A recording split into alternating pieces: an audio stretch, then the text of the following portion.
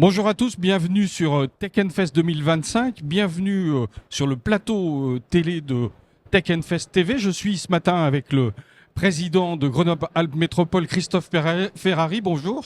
Bonjour. Bienvenue sur le plateau de Tech Fest. On va rentrer tout de suite dans le vif du sujet, monsieur le président. Pourquoi, à votre sens, c'est une évidence d'organiser Tech Fest à Grenoble ? D'abord parce que Grenoble est au cœur de l'innovation technologique et scientifique depuis de nombreuses décennies, et les années passant, ceci s'accroît et se renforce. C'est un des écosystèmes scientifiques les plus forts, les plus innovants. C'est un écosystème extrêmement productif parce que tout simplement on a des centres de recherche publics parmi les plus puissants, le CNRS bien sûr, le CEA, l'Université Grenoble-Alpes qui est très bien classée dans les classements de Shanghai. Donc c'est une métropole où il y a une concentration d'acteurs de l'innovation, de la technologie et de la science qui est très très fort. Donc elle est pionnière, inventive, et finalement on a toujours été appelé un peu comme la Silicon Valley à la française. Mais je dirais que c'est presque une Silicon Valley sur bien des sujets. La microélectronique, l'intelligence artificielle, tout ce qui est énergie, sur beaucoup de sujets. On n'est pas simplement mono-sujet, mais sur beaucoup de sujets.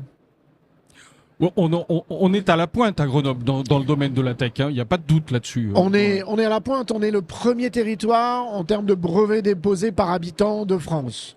Donc c'est ici que la créativité est la plus puissante en fait. Ouais.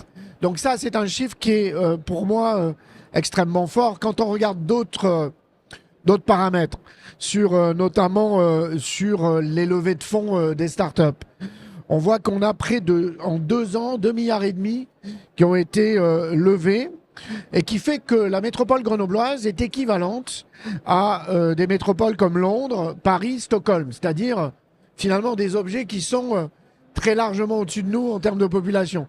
Donc on est un petit territoire concentré, puissant, mais je dirais de grande vitalité. C'est de la vitamine C à la puissance 1000 quoi ici.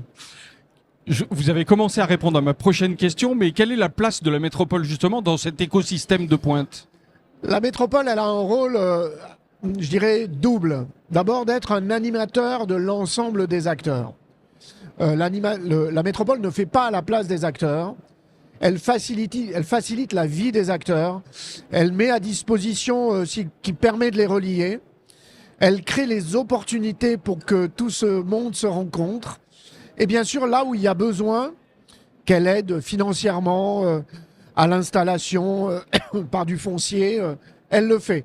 Donc elle est à la fois dans ce rôle finalement sur le soft, c'est-à-dire d'être en capacité de créer ces liens, je dirais très simplement, de façon très humble, très simple, et elle le fait par ses équipes, ses élus. L'agence, évidemment, aussi Invest in Grenoble, qui est notre pépite. Hein. Nous, ce sont des agents métropolitains qui sont au service de cette visibilité internationale. Et donc, c'est tout cela qu'elle fait. Et puis, encore une fois, elle a des politiques publiques, financières. Elle aide, elle développe des zones d'activité. Elle est au cœur de Minatech Entreprises pour créer des lieux d'installation. Donc, vous voyez qu'elle est là pour suivre le parcours, rendre simple le parcours et surtout être bienveillant et accueillant pour l'installation de toutes celles et ceux qui sont créatifs et qui ont envie de venir s'installer à Grenoble. C'est le thème de Tech Fest cette année. Quel est pour vous le sens de la tech ? Alors, la tech, elle est essentielle, mais elle ne se suffit pas à elle-même. En fait, nous souhaitons, mais comme beaucoup d'entrepreneurs ici d'ailleurs, avoir une approche citoyenne et écologique de la technologie. Et il faut que la technologie, elle soit utile au monde. Et finalement, c'est toute la différence qu'il va y avoir entre l'innovation pure et le progrès. Nous souhaitons que l'innovation contribue au progrès humain de l'humanité, parce que pour nous, c'est essentiel. Vous savez, une découverte scientifique, et moi je suis scientifique, une découverte scientifique, elle est, je dirais, neutre. Mais c'est ce qu'en fait l'homme avec un grand H qui lui donne finalement sa destinée. Quand Marie Curie a découvert la radioactivité, elle ne se doutait pas qu'elle allait durablement transformer la vie des gens de bonne façon, mais elle ne savait pas non plus qu'elle allait en fabriquer potentiellement une arme qui pouvait être destructrice. Donc nous voulons donner ce côté finalement très grenoblois à la technologie, c'est-à-dire que nous aimons la technologie, mais nous sommes extrêmement exigeants sur le sens qu'elle va avoir pour le bien-être. Donc nous aimons ces débats parfois rugueux, les débats, je dis bien rugueux, autour de cela, parce qu'ils sont nécessaires pour que la technologie soit quelque chose qui soit accepté par le citoyen, par l'usager.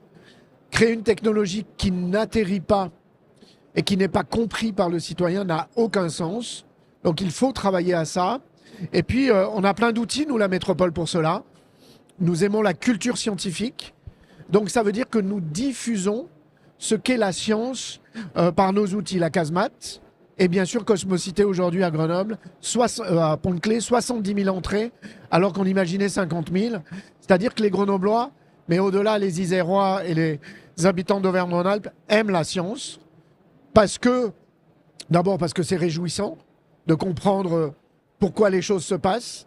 Et il suffit de voir les regards d'enfants et de collégiens sur ces sujets-là pour se dire que finalement, c'est aussi comme ça qu'on aide à faire aimer la technologie. Merci Christophe Ferrari. Je rappelle que vous êtes le président de Grenoble-Alpes Métropole. Merci beaucoup. Merci infiniment. Merci.